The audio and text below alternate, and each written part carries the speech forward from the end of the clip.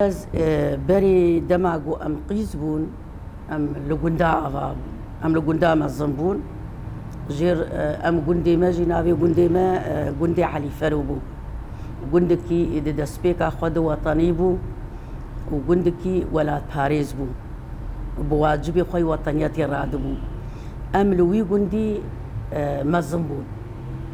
پشتی گونسیب ما هاد باجاری قامشلو ام لباجاری قامشلو دوی جیانی دو خودی بون يعني تقريبا بلكي 45 سال 50 سال 45 سال 50 سال ام القامشلو دمينن وام لي ما الزنبون جيانا ماجي جيانك نورماله يعني امنا جوا انساني زنجينن وامنا جوا انساني فقيرن ام اي اورتينا ام بجيانا خوا قايلن في جياني ام لباجاري قامشلو بردوان دكن وزاروكي ماجي 4 زاروكي مابون وزلامي موي شاغد غصافي دبو موظف بو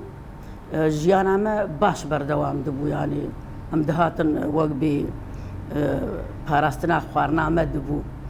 وام حتان هاكاجي لقامشلو بردوام بكن وامي حتى مرنيجي القامشلو بن بردوام بكن ام جدر في قامشلو درناكمن قال لك انسان دركتن شون باجارة شون دولتا جي خوغرتن لدولتا يعني قال لك انسان اجمار جوجي قو شما هم درناكمن اما ما قيمة خو بولاتي خواني وما قيمة خو باجاري خواني وما قيمة خو بجيانا خواني جبولو ام درناكتن دولتي خلقي دبي شام شاكر لوطن جي شيرين تر أنا إما وك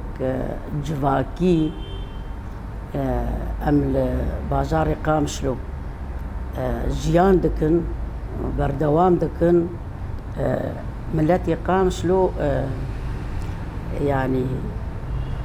قال لك نوع تيدنا قال لك نوعي بينا هنا يعني بالشكل عام كرتي هنا أرمنيتي هنا مسيحيتي هنا عربتي هنا لبن ايزيدياتي هنا يعني قامشلو اشكال والوانتي هي وامشلو بهفرج تعيشن ام وقبرا يعني وقبرا ام بهفرج عيشن ام نابجن فلان نوع فلان نوع فلان كسه فلان كسه مولو نابجن يعني مسالي تشجنس به مسالي جيرانتي ام بهفرج عيشن وام قيمتي هفدو دقرن جبرقو أوجي لفي بازاري جيان دكن وأمجي لفي بازاري جيان دكن جبولو أم قيمتي هبدو بردقرن وقام شلوجي وقيس ساليوي تقريبا نقول مرود فكر أب 6 ساليوينا دماغو 6 سالي بازارك بردوام بك بازارك برفرو برمزنه أبخو بري طبيعتا وينا طبيعتها قندابو يعني باجاركي بتشوبو هاوير دوراوي قش بخشبون قش ولو عردي فالابون بفي رنجي يعني باجاركي قام شلوبو جير دقو اف هنكا دقو باجار هنكا دقو قند دشبيات طبيعتها قندا وهين وقت باجار افانا بوبو بس هنكا جي دقو باجار قام شلو ولو ناف بيد خصن باجاري قامشلو ايفي داويه هدي افابو عالم جوندادر كتن مثلا ايجو جوندادر كتن كيبو در كتن افاي وال جوندات تنابون يعني عرضي وزراعي تنابو عرضي زراعي لجوندات تنابو خبرها باجار دان انا تدبينه الري والريواني د باجير د نماي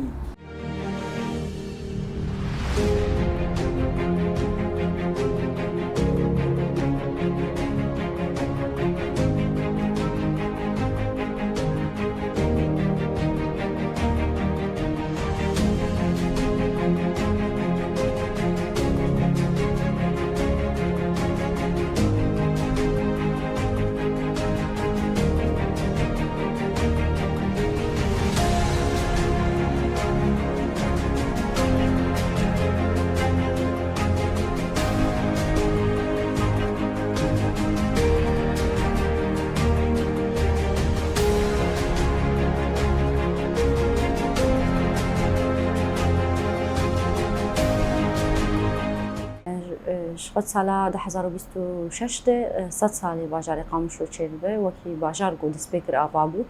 وکی شهرداری باجار قامشلو تخواستن وی روزی وکی روزی که به هفر یعنی بکار بنبیجن یان خیاب کن دیروکاوی باجاری خیاب کن بصدن في 100 سالی باجار قد به هفر ام پیروز بکن به 100 سالیه او قاسی کس به هفر جیان کرن ده ورد بچو جواجاره کی بچو جوکی گنده کی سه چهار مالته ده ایرو بویه 100,000 مال باتاته ده و ده دیسا به هفر جیان دکن دیسا هر کس هول ده باجاره خو خوش بکه آمده کاری مجی ما وکی فیلم کی چکریه سر دیروکا باجار افلم تيد يعني هم مزنين قلت قامش لو نافين ناسكري جهه ناسكري بدسبيكا باجار چه بويه هي ما خواست ام لسروان هنا کی ترکیز بکن وکی دیجی روجاوه متخوازن بیرانین چیکن وکی دیسام بیروزباهیه یعنی جبو وی باجاری راستی جی کی سربلن تاهی گو باجاری که هم دیروکه کی خولو تیرو تجه ایو 100 سالویت قده ام تخوازن هر کس به هفر اف روش ما هر کساد کی نه کسین گوش باجار قامشلو جداتری هم توجهاتا لشتجیم باجار قامشلو ایرو اف روش جبو هر کسیه جبو ویجی مدوی روجی د پیروزباهی کی چه بکن د وی پیروزباهی د دی ساشی یک شی فیلم هم پیشکش بکن یا دجی به هفر وکی پیروزباهی کی ملتین قامشلو